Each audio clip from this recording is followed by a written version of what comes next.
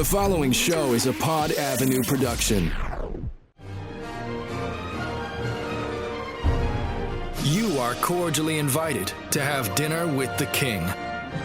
Pull up a chair and join WWE Hall of Famer Jerry the King Lawler and Glenn Moore. Enjoy. Episode number 67 of Dinner with the King. I'm Glenn Moore, joined here, like always, here at the King's Castle in Memphis, Tennessee, WWE Hall of Famer, Jerry the King Lawler. King, 67 episodes, man. 67, that is amazing. But even what's more amazing than that is the fact that you're still here at the King's Castle. How long? How long? You know, that's a question that's been asked since the beginning of time. Yeah. How long? Cavemen used to say, how long will these dinosaurs kick me in the butt? So you saying I'm a dinosaur? No, I'm saying that just how long are you going to be remaining here at the King's Castle? Why are you still here?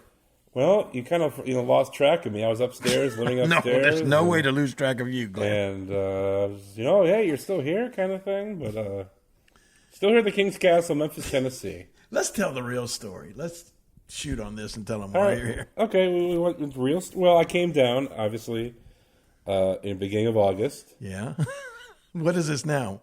Beginning of September. September. So I had planned to leave, and there's been times where you've needed me to do some things. Oh, I see. That was it. We got about 35 mystery boxes, which you can buy at KingJerryLawler.com. Oh, please, not again. Yes, this bombard King again. KingJerryLawler.com.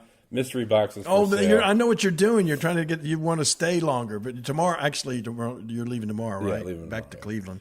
Back to Cleveland. But mystery boxes, help around, doing whatever you need me to do. Traveled to some shows. Yes, you did. Well, I was gone for 2 weeks for Chicago. Yeah. For Starrcast, and we saw the Zany show, you and JR in Chicago. Mm-hmm. We want to talk about Starrcast really quick. That was let's keep talking about why you're here.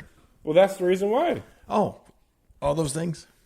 Yeah. Well, what's your version? Well, my version would be that I was happy and excited for you when you announced a month or so ago that you had a new girlfriend, and you thought, this is the one. This is the girl. I didn't say this is the one. Yes, you did. This is the one. No. Well, so much so that you said, King, I think I'm going to move in with her. Well, it was just... Now, have you ever moved in with a girl before? Oh, yeah. Have you ever lived together? Yeah. Okay. Yeah, definitely. But not in a while, right?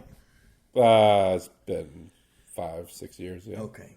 But anyway, you made that's a big step, too. That's a major step. You vacated it was quick. Yeah. That's what I mean. You vacated your abode, your home, your apartment, whatever, and you moved in with this young lady, and it didn't work out, right? Didn't work out. And so suddenly you called me up one day and you said, this ain't working out and I'm moving out of here. Yeah. Well, I didn't know you were going to move in with me. No, I did not. Okay, hold up. Wait a minute. That's not the story. And that's pretty close to it. Sort of. No, that's not the story, Kim. All right, give me the story. Well, I was talking about, what was going on wrong with her. And I moved out. Yep. And stayed with a few days with a buddy. Mm-hmm. And then, and you came down here? Yeah, came down here. You know the reason why I came down. Of course. And then it just happened. I wanted to be a buddy and help you out around here and be a friend. It wasn't the fact that you didn't really have a place to go back to. Absolutely not. It was me trying to be a friend. And if you think otherwise, I'm offended. Oh, excuse me. Can I not offend Glenn here? But anyway, but now you're going to go back to Cleveland, and you've got some feelers out, a new place you're going to move into there in Cleveland. What part of town? Are we putting my life on here? Yes, I don't want to. You know what we do? We come on here. We come on here every week. And we talk about me. Well, this is about you. This is not Glenn Moore podcast. Well, I know, but still, a lot of people want to know about Glenn Moore. No, we went up to Owensboro, and everybody said, "Oh my gosh, there's Glenn Moore." Somebody even tweeted out Glenn Moore sighting. I know, a random person. I was like, "Who is this?" You're on this podcast as much as I am. Well, a lot of people, it's the inquiring. Well, I was looking to move down here, but I don't think I want to anymore. But and why not? I'm not saying the reason why on the podcast, King. I told you wouldn't want to move to Memphis. No. So, don't think that's happening. I got a place in Florida. You want to move to Florida? I could do Florida. Our buddy Chris Perez lives in Florida, doesn't he? Yeah, he does. He lives in Tampa. You're playing a place in Fort Myers. I'm in Fort Myers. I would move to Florida. You know what? Fort Myers is cool in the fact that, like, it's I don't know. It's of course it's Florida. It's on the it's on the Gulf side, and it's like. It's not really all caught up in the, like a spring break. I mean, it's got a little bit of action, but it's not like it doesn't get bombarded like, a lot of places, Miami Beach and Fort Lauderdale and Daytona Beach and all those places. And it hasn't really just busted out and grown up and gone crazy or anything. It's still, I mean, I've had a place down there for over 20 years and it's, it hadn't really grown that much. It's a cool place to be. Older people, a lot of older people, and that's nothing wrong with that. No, it's kind of quiet. Yeah, quiet. And Sanibel Island right there is really great. So that one might be a cool place to look. Your place? Not my place. just Fort Myers. You got the red current too going on right there, or the red. What was the red? What's going on down there? Red tide. The red tide. Hopefully, that's just about gone. Yeah. That's it happens every year, but it's usually not a big deal. Nobody thinks anything about it. It's some kind of algae that comes up from the bottom of the ocean, and then it lasts a few days, and then boom, it sinks down, or the fish eat it, or something. But this year it's like stayed and lingered on the longest for the past 17 years. But and then a lot of sea life, or fish and stuff have died and are kind of on the beaches and stuff like that. So it's been unpleasant. But I haven't been down there during that. When I heard that was happening, I've stayed up here, missed out a couple of times that I should have been down there. But we're going to go back next week, I think. There you go. Week after next, something like that. I'll meet you down there. Look, we have another special guest that's kind of sitting in with us today. Well, not a guest. He's not going to be on. I'm not until later. I'm restricting his talking. You're restricting his talking. We don't want kids on the podcast each and every week. What's wrong with that? Can't have it. No, I'm putting a cabali on that. He'll be on later. He'll be on later. But we're talking about Peyton. Peyton is sitting here at the. What's his Instagram? You had his microphone off right now. His microphone's off. I think his Instagram is Peyton the Prince. Follow him on Instagram, Peyton the Prince. Yeah. How many? Just show me with your hands. How many followers you got right now? Oh, almost 100. Wow. He needs to get over the 100 mark. Yeah. So what is it? Peyton the Prince. Peyton on the Instagram. Prince. P-E. Peyton with the P-E. Y-T-O-N. Right. The Prince. There you go. We're going to get you some followers, kid. Yeah. But they all have to be screened. We can't just. I mean, you and your mom and I have to kind of look at the. Yeah, we do have a lot of maybe weirdos listening to the podcast. Yes. What? We do? I'm sure there's a few. I hope not. I'm sure there's a few. But anyway, so you're going back to Cleveland. I know you're going to be sad. You've been down here a long time. You've grown accustomed to my abode here, where I have to pay for your meals. Don't get that started. I pay for my own stuff. He does pay. Thank you. You do. See? Thank you very much. And you do. We went on a couple of trips. We did this. We did Starrcast. Have we? We've talked about Starrcast. No, we haven't. No. What? No. We haven't even talked about Starrcast? Last week's episode that I did a little intro to it, and I put out the recording of the Dinner with the King. Oh, yeah, we recorded at Starrcast. But we didn't do a show about Starrcast, which was, I think, we didn't, you were there for less than 24 hours. Yeah. But we did a lot of stuff in that 24 hours. Yes, we did. And it was fun, and it was amazing. My hat's off to Conrad and all the people that worked with him, including you there, that put that thing together. It was. I think it so far exceeded expectations. I mean, it was just. It was something that rivaled WrestleMania Access and that sort of thing. It was really cool. Yeah, we came down originally to do the panel with Terry Funk. Yep. For the empty arena match. There was obviously the big ballroom stage. You had a stage outside in the pavilion, and we're gonna have you, Terry Funk, and me. And you guys are going to talk about the arena match as it played on the two big screens on the stage. Well, Terry Funk had surgery, emergency surgery. Did we find out that he actually did have surgery? I heard that he didn't. Oh. Yeah. Was he scared? Was who scared? Was he scared to come? Is that why? Well, the story, he did have surgery. You sure? That's what I was told. Okay. Well, somebody just told me that he was not. I think it was Bill Apter that told him that spoke with him, But is he okay? Who else spoke with him? Who speaks with Terry Funk all the time? Mick Foley? No. Doug Gilbert. Okay, Doug Gilbert. Doug Gilbert calls Terry Funk all the time. Yeah. And I get butt dialed by Terry Funk every once in a while. Swear to God. Well, that's funny. But anyway, Doug Gilbert told me that he had just talked to Terry, and Terry told him that he didn't feel good, and he was a little under the weather, but he didn't say anything about surgery. Interesting. So maybe he was scared. Scared of what? Scared of seeing the king face to face. No, I think he relishes the fact of seeing the king and just get to lambast me with his insults and all that sort of stuff. We gotta get Terry back on, and I was saving Terry for the, obviously for the panel. Yep. And we get Terry on here shortly back on the podcast. So that's the reason why we came to Starrcast. But you had an autograph signing. Had a lot of people who listen to the podcast come up to you and get a picture, get a photo with you for a few hours. So they wanted to have you come on stage. And everybody that you can think of, it seemed like was there. I mean, they had all of these different rooms. There were guys were just lined up, and vendors and wrestlers and lined up, just sitting at little booths and tables and all of this. Who's sitting behind you? Right, I apologize because he had to reintroduce himself to me, and he worked for me and was there in the WWE for a long time with Mo and Mabel, Men on a Mission. It was Oscar. Remember Oscar from Men on a Mission? I do remember Oscar. Remember, I kept saying, I wish this guy would move back and give me some room here. He's taking up all the thing, and he's not even really doing anything. And then finally turned around and said, hey, man, don't you recognize me? And I said, oh, yeah. No, I don't. Who are you? Oh, my No, goodness. I didn't. Of course, I recognized him after that. But he was like right next to us. And, oh, gosh, I mean, everybody you can think of was there. Kevin Nash. DDP was there. DDP was there. Later on in the evening, when you did the roast of Bruce Prichard, you had Pat Patterson. That was so cool. We'll get into that in a second. But I mean, later on, they asked me, since Terry wasn't there, they asked me would I come up and be a part of the roast of Bruce Prichard, which was really, really funny. They had a panel, as they usually do, of roasters up there, but then they also had, I think, 5 or 6 professional comedians that came up. We're using the professional term loosely. Yeah. Well, you didn't think they were funny? No. None of them? I didn't think any of them were.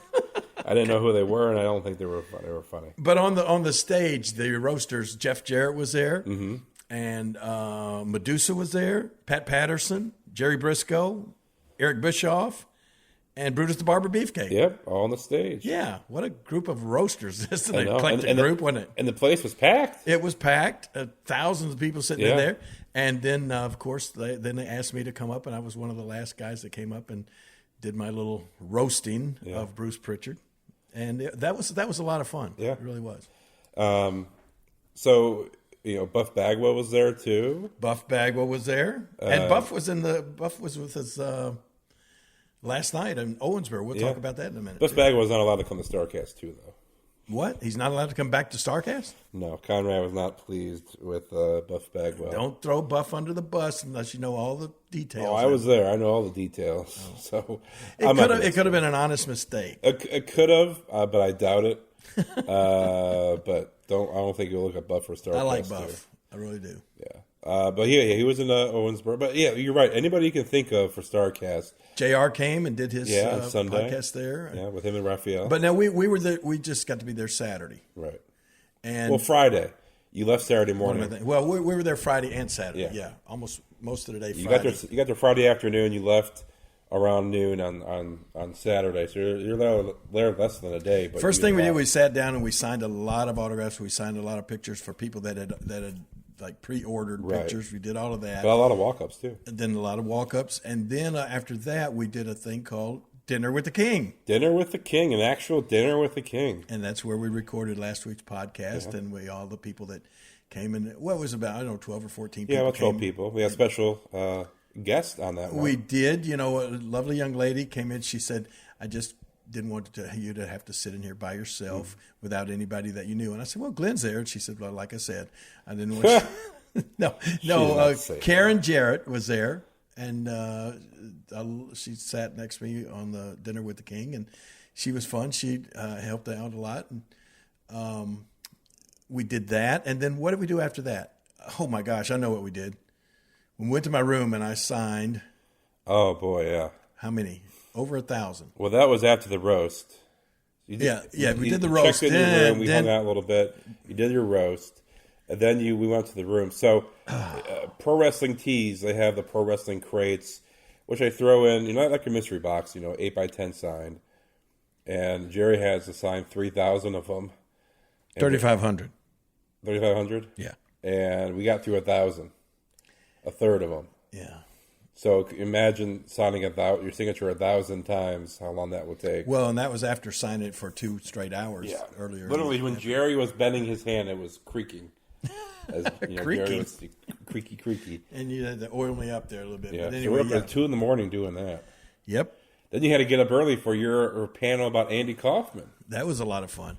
We were on the stage with Bill Apter. Mm-hmm. Of course, Bill was the guy that put Andy and I together. And he was. I like to tell the story. There's certain people, like without Lance Russell getting a hold of my pictures, my artwork that I drew just as a kid out of high school, and showing them on television here in Memphis, I would never even have been in the business. So I really go back and I credit Lance Russell with that. And I have to also go back and credit Bill Apter. Every time we talk about Andy Kaufman, I have to credit Bill Apter, because he's the guy. Without Bill, Andy and I would have never been put together, right, and would have never done the stuff that we got to do. But Bill Apter knew Andy from Long Island, called me up and put me in touch with Andy, and that's how the whole Kaufman thing came out. And we did a panel, or it wasn't really a panel, it was me, Bill, and great to see Dutch Mantell was there. Of course, Dutch was with us down in Memphis when all the Andy Kaufman stuff was going on, and so we talked about that for a long time. And the place was pretty much packed in. Again, it was really good crowd for that. And then we had a kind of not a mystery, but a surprise guest there. Tony Clifton showed up. You're not a big fan of Tony Clifton, are you? I'm a fan of the real Tony Clifton. Not any of the bad imposters, but that's just. Oh, you think this guy's a bad imposter? No, he's a very, very good imposter. As a matter of fact, I want to have him on the podcast one day. I think he's not allowed. It's definitely not allowed. Why have you blocked him? It's like you blocked him on Twitter or something. Why is that? I didn't do anything. You just said he's not allowed. Why would Tony Clifton Why would not I be allowed? want Tony Clifton on the podcast? Because Tony Clifton impersonator. He's not bad. No, if you get a real nice one. I've been around. Clifton, I did an entire show with the real Tony Clifton. He was better than this one. Yeah, well, I mean, he was the real Tony Clifton. That was exactly. Bob Zamuda, and we did a show down in Georgia at the college campus. It was an awesome show, but this guy is good. Okay. I think he sounds a lot like him, and on a podcast, he would be, I think, exceptional. Well, if but you don't want him. No, they'll never happen, folks. It may happen. No, definitely not. How about a phone call from Tony Clifton? No, why? What do you got? What's the guy's name? What's his name? I have no clue. Tony Clifton. Takamichi no clue. Takamichi no clue. Okay, so anyway, we'll get off that because you don't like this guy that does Tony Clifton. I like him personally. Why are you putting me on blast now? Why are you? Well, because you just said no, he's not going to be on. I mean, that's not gonna happen. It ain't going to happen. No. So obviously you don't like him. It's not going to be a worthy podcast. Okay, so anyway, we had that little episode there with Tony Clifton. He showed up and we threw him off the stage, and Dutch was there and Bill Apter, and we talked. We reminisced about Andy hour and Kaufman. a half. Yeah. What? We talked for an hour and a half about Andy Kaufman? Yeah, you did. Wow. It was great. That was good. It was informative, panel about getting you and Bill and Dutch there. Yep. And then I had to rush and jump on a plane. Yep. And fly back to Memphis, jump in a car, and drive about 100 miles down to the Isle of Capri Casino in Lula, Mississippi. And we did a big show down there. It was a lot of fun down. Bill's Superstar Dundee was on the show, and it was kind of a tribute to Lance Russell. His son Shane was there, and a little bit of a tribute to Brian. And so we did that show, and it was a lot of fun. Hollywood Jimmy Blaylock is the guy. I love Jimmy Blaylock. He can't be on the show. He can't be on the show? No, I don't have anybody that can't be on the show. You're just a guy that blocks people from being on the show. I'm a producer. So can we have Hollywood Jimmy on sometime? Oh, absolutely. It would be an honor. I would come back to Memphis just to have him on. Oh, okay. Well, he can't be on there. Oh, but anyway, and who all else was on that show? Scotty Schwartz. Oh, Scotty. Scotty was there. There you go. It was unbelievable. Scotty had been waiting, something he said he'd been waiting over 30 years to do. In my match, he was in my corner because one time he was down there just as a special guest, like a year or so ago when we had a special show at the Isle of Capri Casino. And Jimmy Blaylock, he likes to think that he's like a real big Hollywood star, right? Because he what? He is. He's been on he's on a couple of shows out there, like I don't know what kind of show was he on? Probably some network television show. Okay, but anyway, he claims to be Hollywood Jimmy Blaylock, and so the last time Scotty Schwartz was there, they got in each other's face, and Blaylock had one of his guys jump on Scotty. So anyway, Scott came back. And he's always been a huge Macho Man Randy Savage fan. And he used to love to watch the Macho Man dive off the top rope with the big elbow drop. Matter of fact, he's such a fan, he's got a little Chihuahua, and his dog is named Miss Elizabeth. Oh. And carries her with her everywhere he goes. But anyway, Scotty, when the match was, just as the match was over there, he'd been wearing a neck brace like Andy Kaufman because one of the guys did something to his neck. Suddenly, he rips this neck brace off. He rips his shirt off, and underneath he's got a Macho Man T-shirt on, right? And I look, and next thing you know, he's climbing to the top rope. And I got this guy laid out in the middle of the ring that I'd just beaten there. And all of a sudden, Scotty does the best Macho Man elbow drop off the top rope in the ring right onto this guy. Oh, nice. I was shocked. I was amazed. I was really impressed. And he jumped up and he said, "Man, I've been waiting 30 years to do that." That's awesome. And it was like the moment of his life. It's on Facebook. You can look at Scotty Schwartz and it's probably on YouTube and everything. I'm sure he's got it out there everywhere. But he did a really good job of that. That was a fun night. Yeah. Then we got to go to the buffet. Buffet? Oh, yeah. I'm sure you destroyed that. Huh? I'm sure you destroyed a buffet. What do you mean I destroyed it? Well, you made a big deal about it. Buffet. What'd you have at the buffet, King? Everything? Prime rib? Well, unfortunately, we were there after the show was over, so it was just kind of closing down. But no, I did not have Lauren had a ton of crab legs. They were good. And you know me, I'm a fried chicken guy. Fried chicken. Got me some fried chicken on there, and it was all good. Really good night. All right, King, before we continue with the show, I want to tell all listeners and you, King, about my bookie.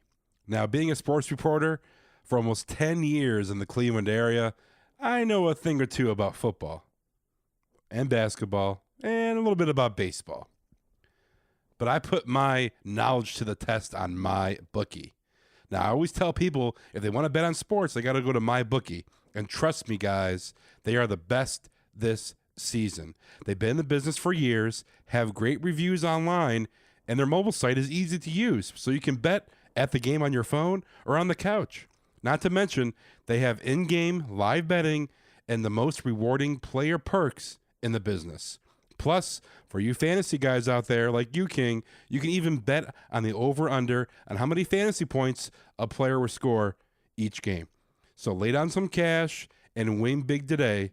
You win, they pay. Join now, and MyBookie will match your deposit dollar for dollar. It's that easy, guys. Use the promo code KING when creating your account to claim up to $1,000 in free play.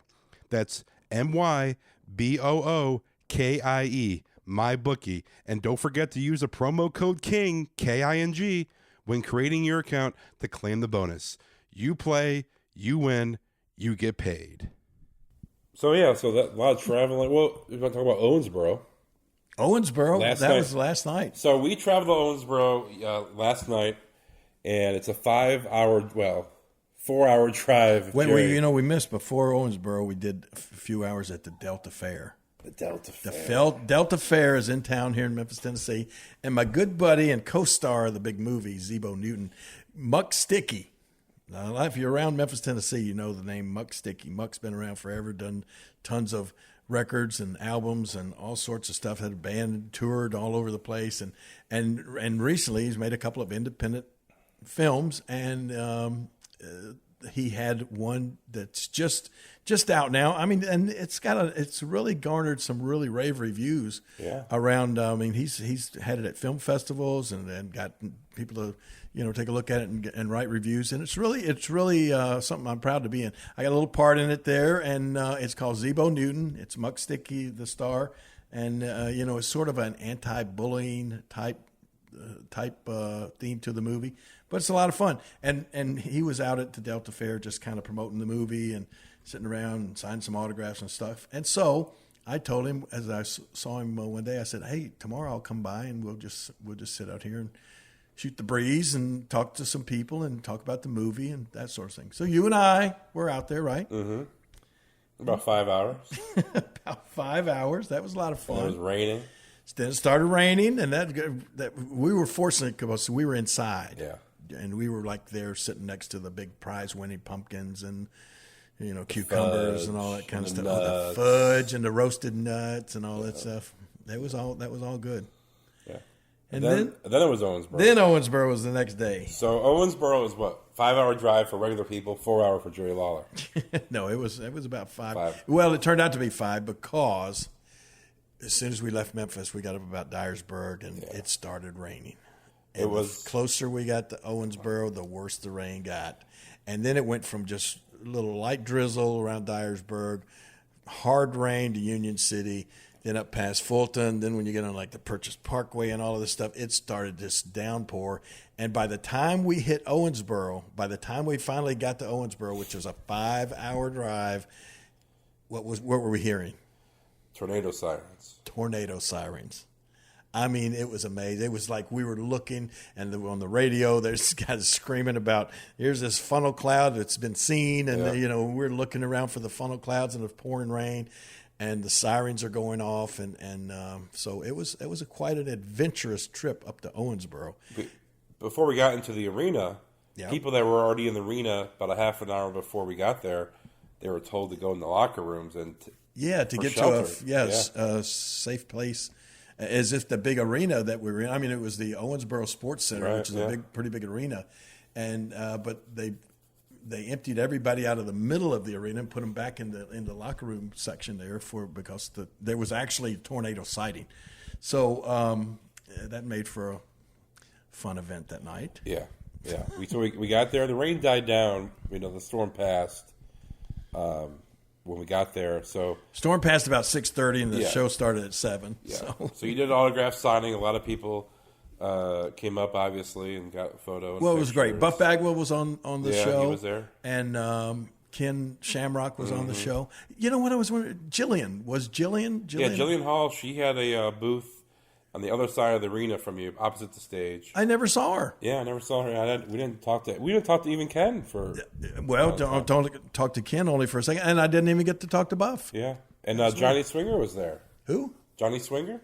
Johnny Swinger was there. Yeah, he was there. He wrestled, and obviously people listening to Johnny Swinger, the King wrestled Johnny Swinger at the Memphis D-League game, where the big guy with the mask came out and he threw a block to Swinger and he hit you with it, and at the Memphis Hustle game back in January. Oh, that was him. Yeah, so that was Johnny Swinger. Now I do remember that. Yes. So he was there too. He wrestled. Yeah. Now you were supposed to wrestle last night, King. Well, originally actually when they booked me on this thing several months ago. They really originally called up and just said, we got several people that we just are going to do meet and greets. Right. Jillian Hall was one, and Buff. Or did Buff wrestle? Yes, he wrestled the main event. He sure is the champion. He's like he was the champion. He lost last night. Oh, So Rob Conway. Remember Rob Conway? Yes, I do. Yeah. Rob Conway's there, right. And then Ken Shamrock and I were supposed to just be signing and taking pictures. And I told him at the time, I said, I'll be glad to wrestle. No problem. Yeah. And they said, oh, well, that'll be even better. And so then, I forgot all about the situation with the Kentucky Athletic Commission. You love these athletic commissioners, oh my gosh. I've hated with a passion anybody connected with athletic commissions anywhere in the country, but Kentucky especially. I've had a long history. They have I wish I'd just have a quarter of the money they stole from me and Jerry Jarrett over the years. For the 20 years from 1977 to 1997, all the shows that we ran in Owensboro, Louisville, Lexington, all Bowling Green, all the shows that we run, the Kentucky Athletic Commission is there at every show with their hand out. Take 5% of your gate, and then make all the wrestlers have a $50 or $100 wrestling license. And it's bull, I mean, they don't regulate anything else. They're not an athletic commission for anything. They call themselves an athletic commission. And I said, well, wouldn't baseball and football or all that stuff come under athletics? No, we just regulate wrestling. Okay. So anyway, there was this athletic commissioner there to make sure that, because I didn't take the time to go and get this physical and all of this kind of stuff and get a license and pay $100 or whatever to get a Kentucky Athletic Commission license. In that case, I could only be there to sign. I couldn't be involved, or I couldn't touch anybody, and nobody could touch me in the wrestling ring. So stupid, Absolutely ridiculous. Yeah. So the guy was there. So as a person standing by, this guy was here. And when he saw you come back in the gorilla position, which is behind the curtain, and he was all like chummy with you, like, oh, I haven't seen you in a while, acting all friendly with you. A little starstruck. I shook hands with him. I didn't know. I had no clue. A little starstruck at first. Yeah. And you asked him, what do you do? Yeah. And he said, oh, I'm the athletic commissioner. And I went, oh, okay. I said, so because I don't have a license, I'm not allowed to do anything in the ring tonight. Yeah, that's right. I said, well, let me ask you this: what, as the athletic commission, what exactly do you guys do? Right. And he just stood there with this little sheepish smile on his face, and he went, well, we're trying to make wrestling safer. I said, you're trying?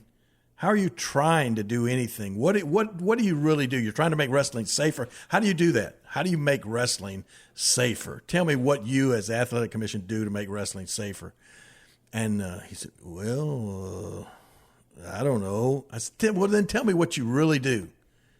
Well, we collect tax money. I said, exactly. You rob money from all of these guys, and all the wrestlers were standing around. Yeah. I said, you rob and steal money from all of these wrestlers right here, and you don't do anything in return for them. The big athletic commission. Suppose somebody gets hurt here tonight. What do you guys do? Nothing. Right. So what is your role? What are you good for other than just taking money and stealing money from the wrestlers here? And about that time, he just kind of turned around and walked off. Yeah. And I said, I have absolutely no respect for anybody with the Kentucky Athletic Commission. Yeah. He was hot because then the word got around quick about what happened, and all the boys were, happy that he said something. He went up to the top of the stands to watch the match that you're going to be involved with, and he must have been sitting next to his wife or. No, there was another woman that was there who was she was even like the head of the Kentucky Athletic Commission. It must have been his wife because he was hot and she was kind of, you could tell she was calming him down a little bit. But you got involved. And I want to give a shout out to, well, not a shout out because he was talking a little bit of trash. Shannon the Dude. Oh my gosh, Shannon the Dude, a disc jockey from. Is he on in Louisville or where's he on? I'm not sure where he's on. This little skinny guy called Shannon the Dude, and he was talking trash to me. I mean, he was so skinny. He's in Louisville. Yeah, he'd have to tie knots in both his legs just to have knees. That's how skinny that guy was. Yeah, and he's in there trying to be a wrestler and stuff, And so I told him, I said, turn sideways there, Shannon. And he did. And I said, now stick out your tongue. And he did. And I said, you look like a zipper. And I mean, that's how skinny the guy was, And he's up there trying to be a wrestler and stuff. So anyway, we had a little bit of fun with Shannon the Dude. I did get to chase him back to the locker room to make him be eliminated from the match. So, but I couldn't touch him. So, okay, I know a lot of people probably don't know about the Athletic Commission and the years and what happened, but say you did something, if you touched somebody or threw a punch or someone threw a punch at you, what would happen? What would they do? Well, I'm sure that they would try to throw their weight around by maybe fining the promoters of the show. Couldn't do anything to me because I don't have a license. They might say, well, you're not going to ever get a Kentucky license or something like that. But other than that, I mean, they loved. I mean, it's been an ongoing thing with the athletic commissioners in Louisville, Kentucky. I've called them out at matches when we were doing Louisville Gardens before and said, folks, because of this little guy right here, this little sawed-off runt right here, he thinks that he controls everything, and we can't do this tonight because he says, folks, that you can't see that. I've gone around and around with Kentucky athletic commissioners for years. Now Tennessee doesn't have this? No, Tennessee doesn't have an athletic. They used to. It was a funny thing. Years ago, this is a old wrestling fact, sort of, when we talked about the fact that there were 30 or 32 territories around the country at any given time, or back in the day, and what all of these promoters did, they would have a convention every year, and they would get together, and they didn't want any. Once they decided who had what territory and everything, these 32 promoters, they said, well, we want to keep out the competition. We don't want anybody else to be able to come in and have wrestling except us in our territory, right? And so what they did a long time ago, back in the day, the promoters went to the governors or whoever the people in power were, and they said, look, what we want you to do is we want you to form an athletic commission and give out promoters' licenses, but only give them to us. If anybody else wants to, make anybody else that wants to have wrestling, they got to have a license and they got to, be licensed by the state. But you don't give those out to anybody but the main promoters, right? So they were trying to keep out the competition that way. And it went like that for a long time until finally, I think somebody took them to court and they realized, well, that's a monopoly. You can't do something like that. And so a lot of the athletic commissions fell by the wayside after that. And once again, then later on, Vince, as a matter of fact, Vince McMahon, he challenged a lot of the athletic commissions simply because of the fact that, that was one of the reasons they came out and said, this is not an athletic event. It's not a sporting event. It's entertainment and that sort of thing. And so it shouldn't come under the auspices of athletic, because these people were taking, in whatever state they would have a pay-per-view in, they were wanting 5% of the gate of the pay-per-view and 5% of the crowd and all this kind of stuff. So, a lot of them went to court. People went to court. Dick the Bruiser a long time ago went to court, got rid of the commission in Indiana. And so,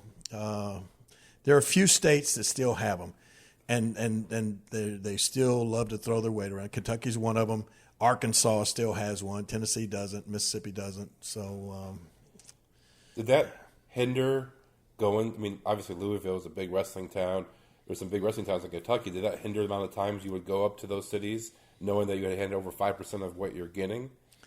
Well, I mean that was just a fact of life back then. When Jerry and I started our company in 1977, it had already been, Nick Goulis was one of the guys that helped get the athletic commission started. Yeah. And so, it just was always something that was there. We figured we couldn't really do anything about it, so, yeah, it was just, but I guarantee you that it has affected some of the places that the WWE would go. Mm-hmm. I mean, if there was a city in a state that they were kind of on the fence about whether they should go there or not, if they had an athletic commission where they wanted 5% of the gate, they just wouldn't go there, No, and I don't blame them. NXT is going to be going to Owensboro. I think someone told me coming up. So when NXT goes there, obviously the commissioner is going to be trying to get a cut. Oh, I'm without a doubt. And all the wrestlers for NXT is going to be wrestling needs to get. Well, now that's the other thing. I mean, that's one thing that the WWE does.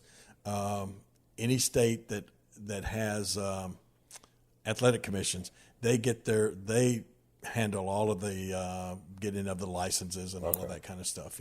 So I mean, that's the guys that are still on the current roster and the rest on a regular basis.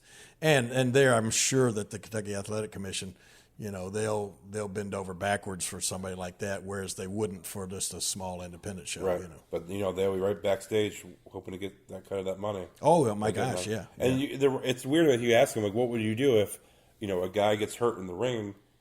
What do they provide for them? And they won't do anything. They won't do absolutely nothing. They have never done anything except make rules that makes it difficult for you to promote and help with wrestling. Yeah. I mean, like in Kentucky, they have a rule that they came up with the rule there can be no blood in any wrestling matches. Oh wow! How can you make a stupid rule like that? But they did. Yeah. So if there's ever any blood, you got to pay the athletic commission extra money. That's ridiculous. Yeah. Well, the same thing happened in Louisiana for WrestleMania weekend.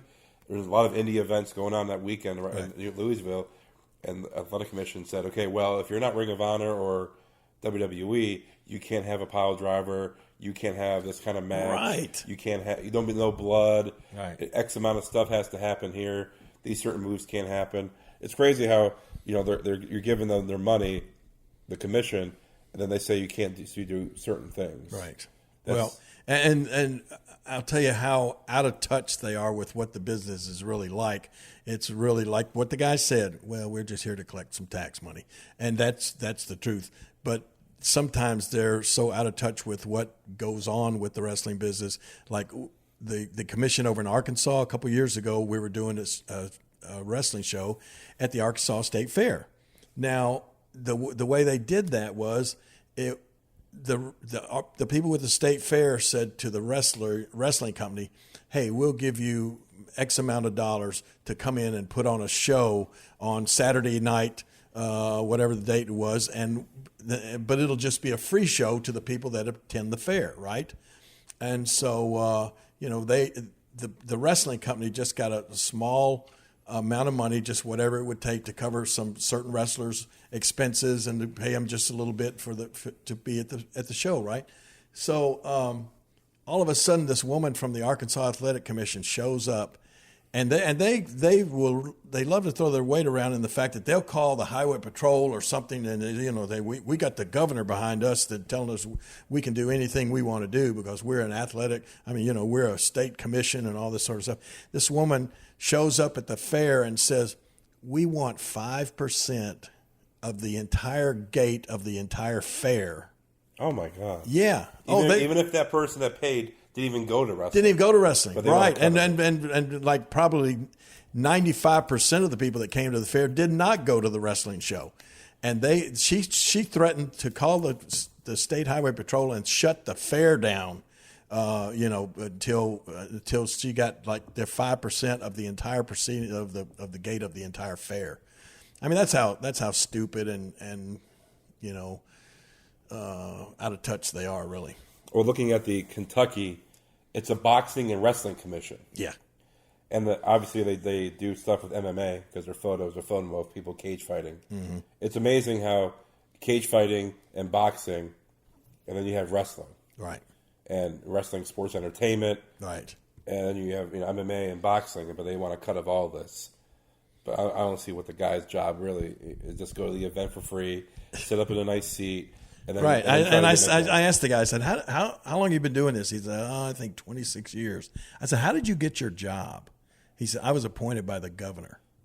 Means I have my drinking buddy. Yeah, exactly. The different governor. What has probably happened, I'm sure they haven't had the same governor in Kentucky for 26 years.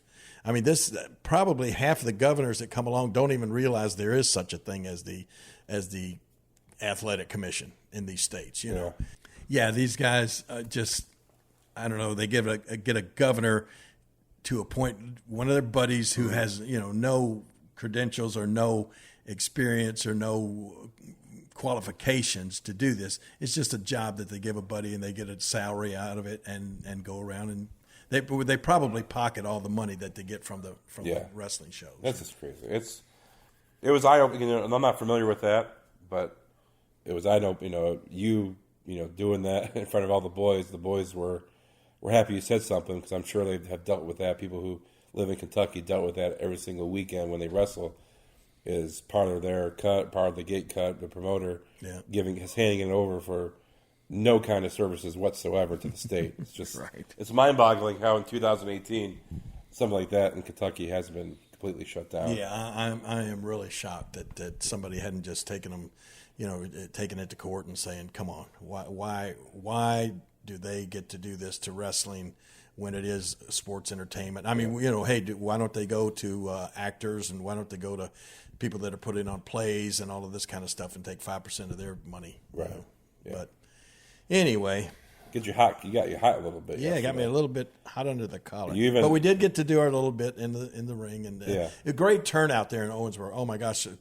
I mean, I'm sure it would have been probably twice what it was if we didn't have tornadoes going on all around us. But it was still a really good turnout. And I got to see a whole bunch of fans that I haven't seen in years up in Owensboro. We looked in the book at some of the. I think it was like in 1977. Yeah.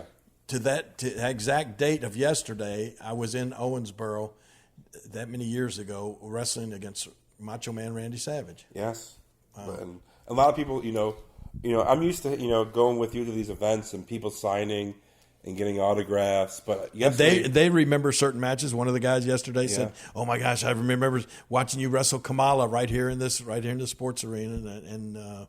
But people who they've seen on TV. But because it's in Owensboro, a place that you haven't gone to. I mean, I was going through Mark James' book with the records, and you probably go to Owensboro not every year, once every couple years. Right. So not everybody has met you. So when you went there and it was promoted, and people are coming up to you, starstruck and shaking and wanting to meet you for the first time, that was really the first time traveling with you to see that, see people react of meeting you for the first time, and people standing in line for 20 minutes just to shake your hand and say, hey. Yeah, that is one of the cool things. And that's one of the, like next weekend, I'm going to be with Mike Kingston and the Headlock people, comic book people up at Philadelphia Comic-Con. And that's one of the things I really enjoy about going to the different Comic-Cons as well, is because it's a whole totally different environment when people get to come up and actually shake hands with you, get a picture made with you, and talk wrestling or talk about everybody has some sort of story that they want to share with you, and it's always fun to do that. Final tidbit before we get to our last segment of this podcast. One person had a TV5 Studio Wrestling ticket. Oh my gosh, that's awesome. It was from 1977. Yeah, November 12th, 1977. Good and only Saturday for Jarrett and Welsh Wrestling Company. Channel 5 Studios. Let me tell you a little, we looked at it and saw the date and I signed it on the back.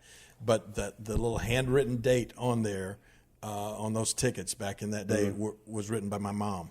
Oh, wow. My mom helped us when we first started there. Well, for all the years that we were there, my mom worked at the Mid-South Coliseum, and she handled our advanced ticket sales at the Coliseum, and she also handled, helping send out the tickets for the Saturday morning Channel 5 wrestling show. Wow. Yeah, so that was I'm actually, I took a photo of you holding it, so I'll post that on Dinner with the King, Twitter at Dinner with King.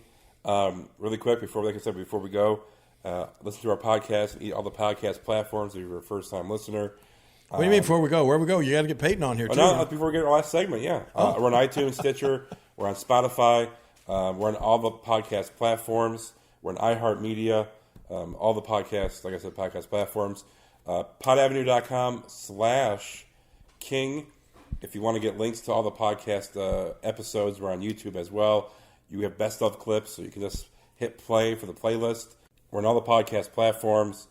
And then Patreon for this next week, we'll be starting our fan. Yeah, you got to explain to me sometime a little more about the Patreon. Not now, but that's a really cool thing that's sort of new, right? Yes, it's new. So our first fan pick show will be next week here on Dinner with the King. Also, make sure to check out Jerry Jarrett's podcast, podavenue.com/Memphis, Booking Memphis Wrestling. Randy Hales, he was on our podcast a couple weeks ago. He was on Randy Hales' podcast, so make sure to listen to that. And King, where are you going to be? Speaking of Randy Hales, we tuned him in a little bit tonight. He's doing some live. What do you call those on Facebook Live? Live. Facebook Live. Yeah, he did a long one tonight, didn't he? Yeah, he may still be live right now, but he started at 7. It's now almost 10 o'clock, and he was live at 9:30. So Randy was on that show.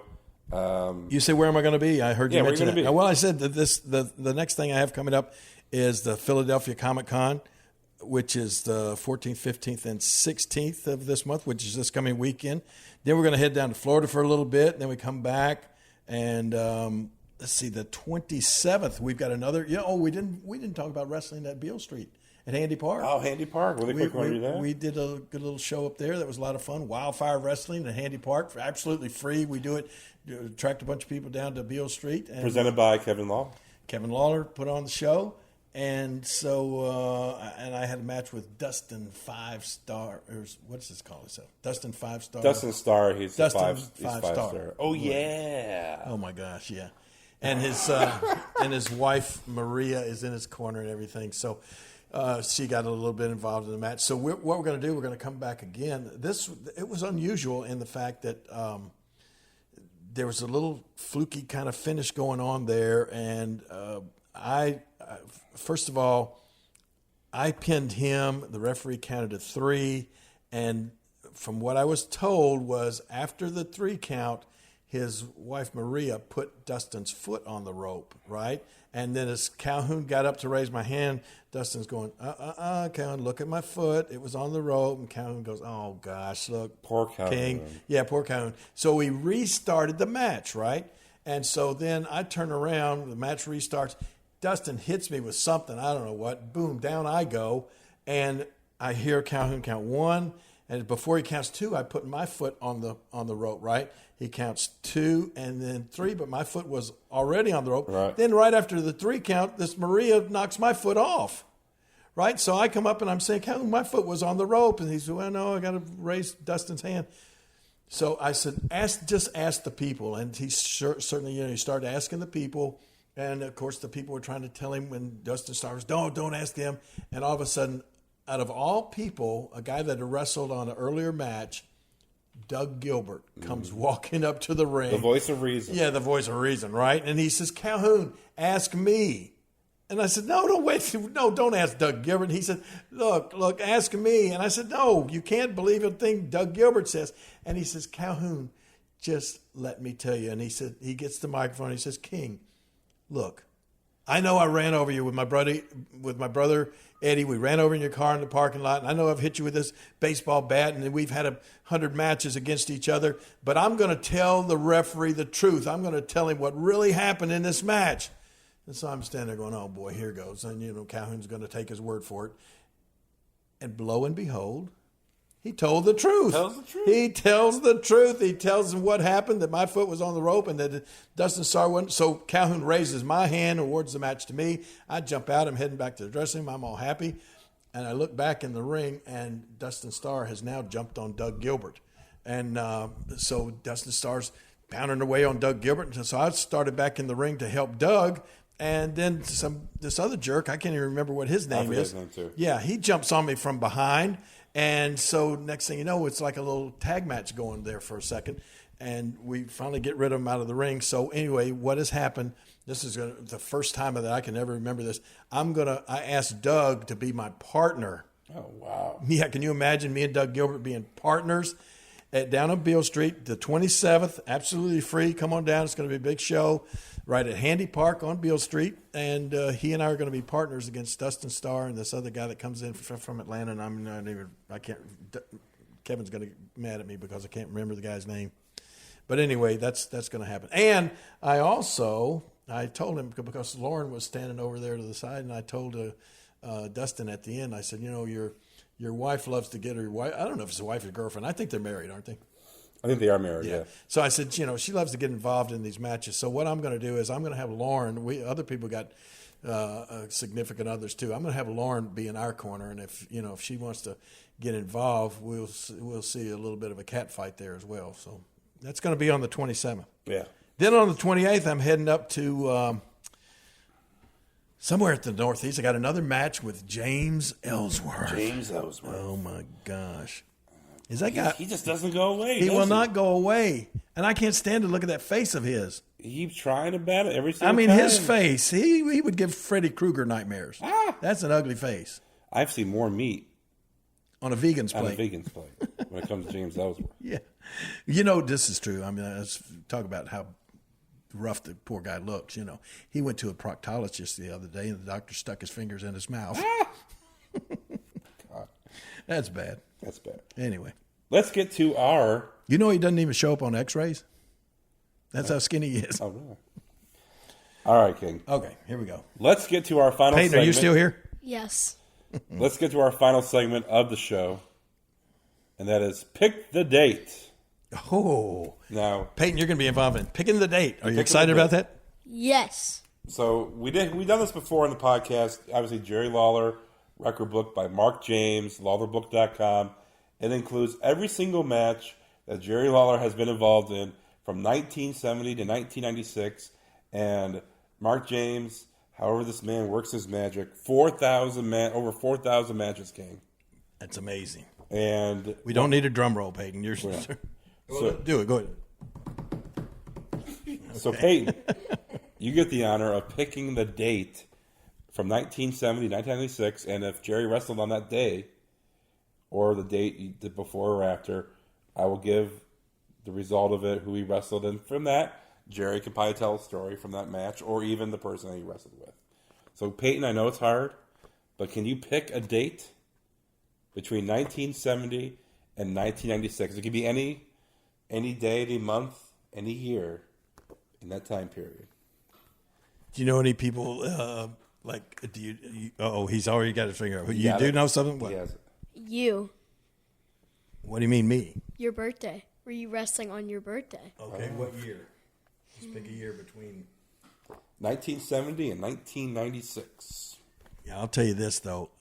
I didn't wrestle a lot on my birthday. Well, I don't know. I take that back. Back when Jerry Jarrett was booking, he probably made me wrestle on my birthday. Once I got the book, I would usually leave myself off. But pick a year between what? 77? 70 and 96. 86. 86. All right. My birthday would be November 29th, 1986. So here we go. Scrolling through this book, which I bought at Starrcast. You did? I did. He made you pay for it? Well, my name's in it, so I had to buy a copy. That was another cool thing at Starrcast. Mark James was there. His brother Chris was there, and Chris James had all the crowns, beautiful crowns for sale, and then Mark had the book for sale. And David Milligan he was in the same room with him. David had an outstanding display of belts and robes, and I think he was charging people $20 to have their picture made wearing one of Ric Flair's very famous robes. At Starrcast, yeah. Starrcast. Starrcast. And he had the big gold belt. Oh, yeah, the big belt. That's worth $60,000. And I'll tell you a story. Ooh-wah. We couldn't find that belt for about a half a day. And Conrad and everybody, we were all freaking out because we thought we lost the $60,000 big Ric Flair gold belt somewhere in that hotel. But you found it? We found it. Thank goodness. All right, okay, so here's the date. My birthday. So what was the date? November 29th? Yes. What year was it? 86. 86. So Jerry did not wrestle on his birthday that year. Imagine that. But you didn't wrestle from the 24th of November to December 1st. But you wrestled the same person on the 23rd and the 1st. You wrestled Big Bubba, which was with Downtown Bruno. Big Bubba. The first match was a hair match. Ooh. And the second match was a throw-in-the-towel match. Wow. And both of these were took place in Memphis, Tennessee. Both these matches, November 23rd, 86, and December 1st. Obviously, we lost to Big Bubba in the throw-in-the-towel match. What? And you beat Big Bubba in the hair match. I think I remember what happened in the throw-in-the-towel match. You had to have a second in your corner you would trust this person, and if if they thought that you had enough and you had been beaten bad enough, they would have to throw in the towel, and that's how you got that's how the match was. So who threw in the towel? Well, I think if I remember right, this dreaded Downtown Bruno, he snuck around somehow, and I was beating the heck out of Bubba, and all of a sudden somehow Bruno threw my towel in, and the referee saw it and rang the bell, and all of a sudden raised Bubba's hand. Dreaded downtown Bruno. Dreaded downtown Bruno. Now, hey, here's the date. Let's see about this. What's your mother's birthday? Lauren's. The 30th, last day of the month. Of what? November. Of what year? What? You don't remember what year your mother was born? No. November 30th, 1988. See if that rings a bell for anybody. Jerry Lawler was wrestling on this day. Peyton, I'm going to tell your mother that you didn't remember what year she was born in. Now, you didn't wrestle on that. You didn't wrestle when she was on the date she was born. What? November. Well, what day was it again?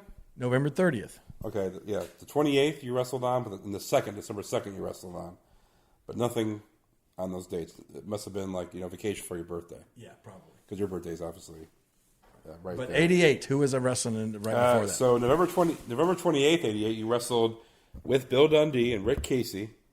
You beat Robert Fuller, Jimmy Golden, and Sid Vicious. Ooh. In Memphis, Tennessee. And then Oshkosh, Wisconsin. What? December 2nd, 1988, you lost in a AWA world title match via DQ to Greg Gagne.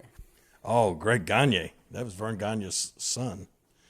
No, you couldn't just beat him flat out, So I lost. I got disqualified. That was funny, It was one of those situations, sort of like the WWE.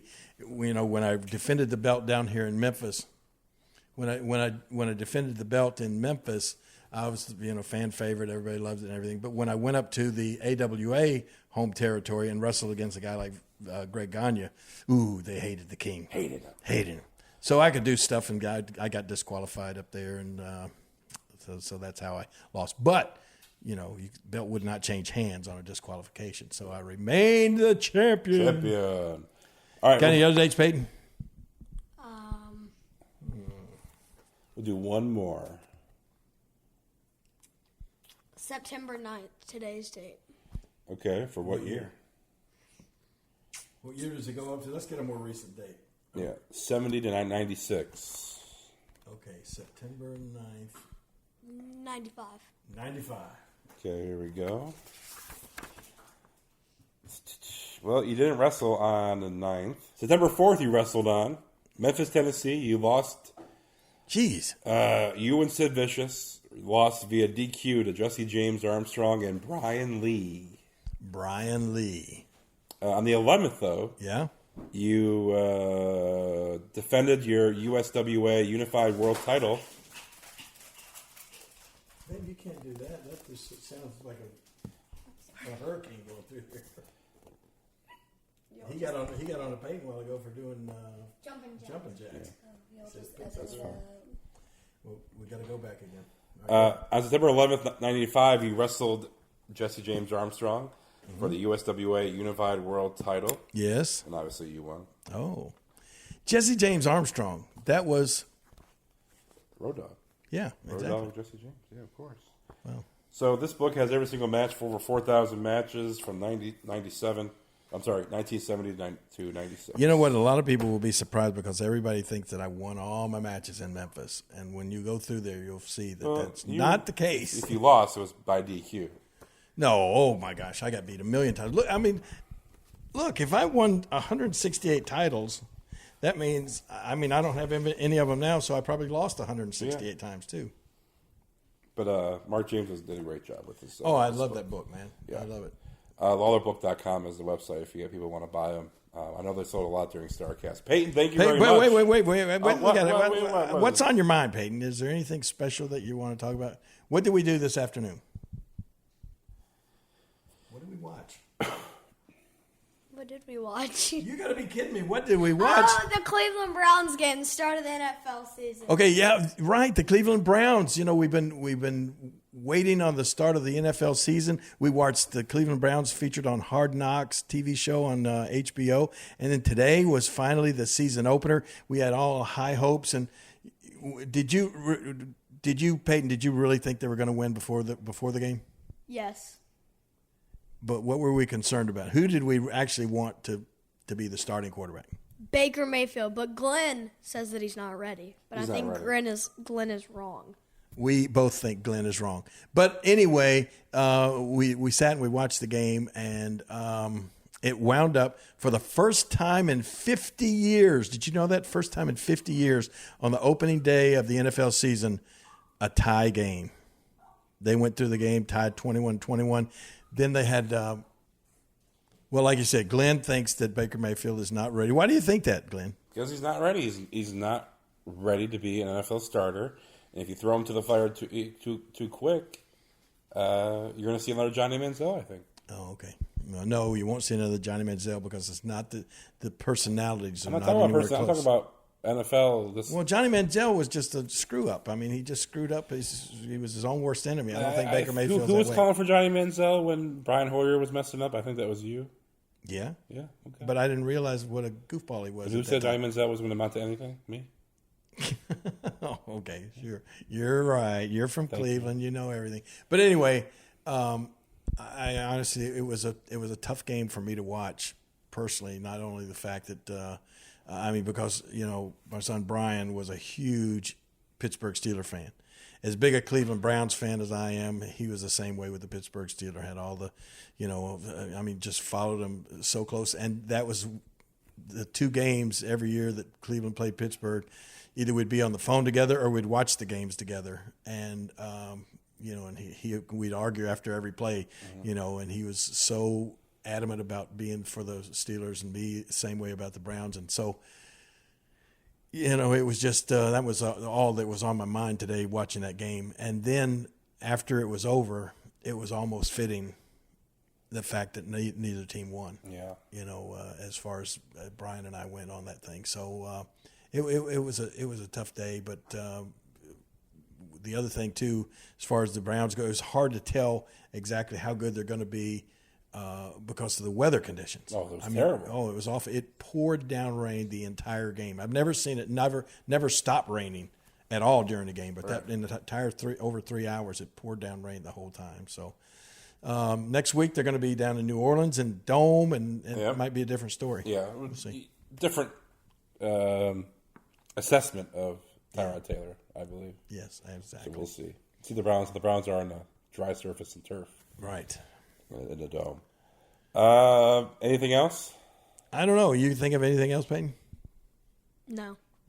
No, me either. What do you think? This has been a kind of a hectic week, though. I mean, we did a lot of stuff. Yeah, we were crazy. Want to thank all our supporters, especially our Patreon. We got Captain, Carl, we got David, Ethan, Jonathan, PJ, Steven, people who support us on Patreon each and every month. Well, for the month. All right, King. Hey. Last podcast in person for a while, probably. For a while. Hopefully for you. Oh, I bet you'll be back. Maybe. You'll probably be back soon. Maybe. If Louis lets me. Louis. We've had to, people don't realize we've had to stop the podcast a few times because Louis is making noise. Louis is is actually Lauren's and our Chihuahua. Louis. Here he comes. You're tiptoeing over there. Tiptoeing. But anyway, it's been fun. I still can't believe we've done 67 of these. Man. We're going for 100. Are we going to stop at 100? No, we don't stop. Oh, we don't stop. Oh, King wants to stop the show. Stop at 1,000? Yes. 1,000. Yeah, we'll definitely. You're right. We'll stop at 1,000. King, always a pleasure. Always a pleasure hanging out with you, doing the podcast with you. I know everybody who come up to us during the show and let us know they listen to the podcast. Really appreciate it, and let us know on social media. We're going to be doing our fan shows in the next few weeks. Hopefully get Terry Funk on for an update about what's going on with him. And maybe Tony Clifton. Maybe not. We'll talk to everybody next week here on Dinner with the King. Goodbye, everybody. The preceding show is a Pod Avenue production.